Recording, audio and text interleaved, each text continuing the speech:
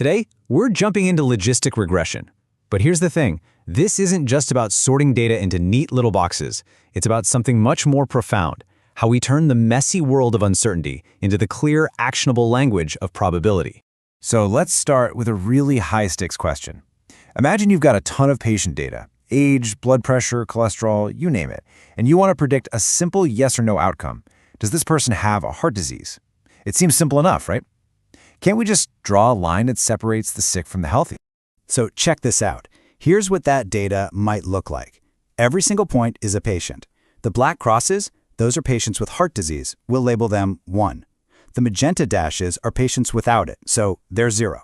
Now, the challenge for us is to figure out a way to draw a boundary that cleanly separates these two groups. Well, our first instinct might be to reach for a tool that a lot of us already know and love, linear regression. I mean, it's fantastic at fitting a straight line to data, so let's give it a shot and see what happens when we throw it at our heart disease problem. And, whoops, right away we hit a massive fundamental problem. Because a straight line goes on forever in both directions, it can spit out numbers that are totally meaningless when we're talking about probability. You might get a prediction of a 150% chance of disease, or, get this, a negative 40% chance.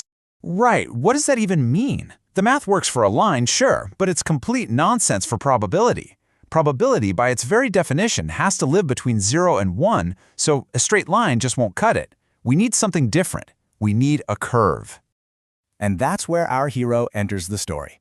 We need a special kind of function, one that can take the raw output from our linear model and neatly transform it into something that actually behaves like a probability.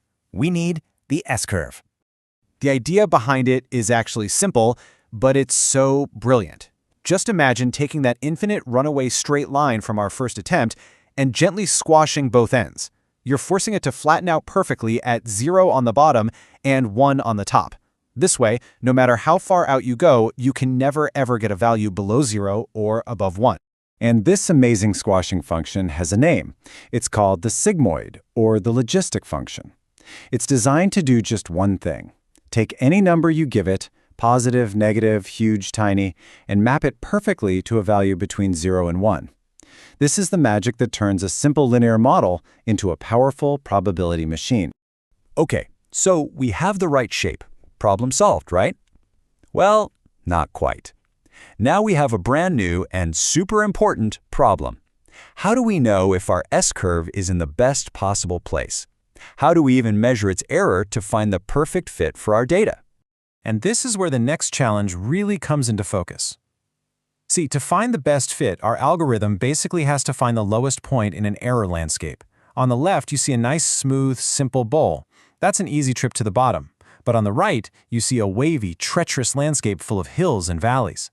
If our algorithm starts in the wrong spot, it could get stuck in a small valley and think it's found the bottom, when the true lowest point is miles away. So that perfect, smooth bowl on the left, that's what mathematicians call a convex function. And its superpower is that it has only one single global minimum. There are no other little valleys to get trapped in.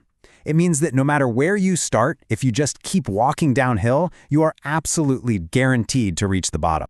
And this is exactly why our old way of measuring error, mean squared error, just fails us here. When you combine mean squared error with our new sigmoid function, you create that messy, non-convex landscape on the right. An algorithm trying to find the bottom, like gradient descent, is almost guaranteed to get lost. So the solution is to use a different way of measuring error, one called log loss, or sometimes binary cross-entropy. Its incredible mathematical properties make sure that when you use it with the sigmoid function, the error landscape is that perfect convex bowl.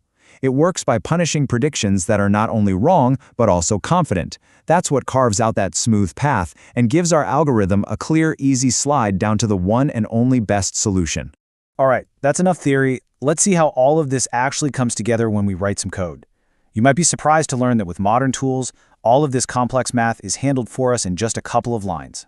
In Python, using the super popular Scikit-learn library, it all starts with this one simple line. We just import the Logistic Regression class and boom, we're ready to build our model. Now, one of the most important dials you can tune is a parameter called C. This controls something called regularization, which is just a fancy way of preventing our model from getting too complex and memorizing the training data.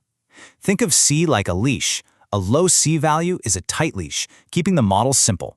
A high C value loosens that leash, allowing for more complexity, but also more risk. Okay, this next point is absolutely crucial. You have to understand the two ways the model can give you an answer. If you use .predict, you get the final hard decision, a 0 or a 1. But the real power, the secret sauce, is in using .predict proba.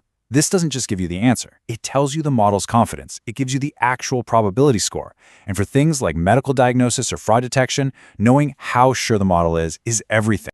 So you might be thinking, this is all great for yes or no problems. But what about everything else?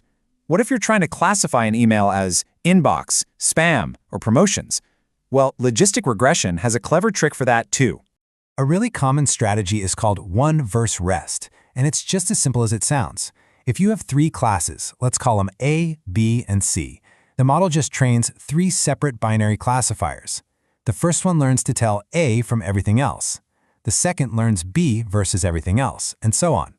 Then, when a new piece of data comes in, you show it to all 3 models, and whichever one shouts its answer with the most confidence wins.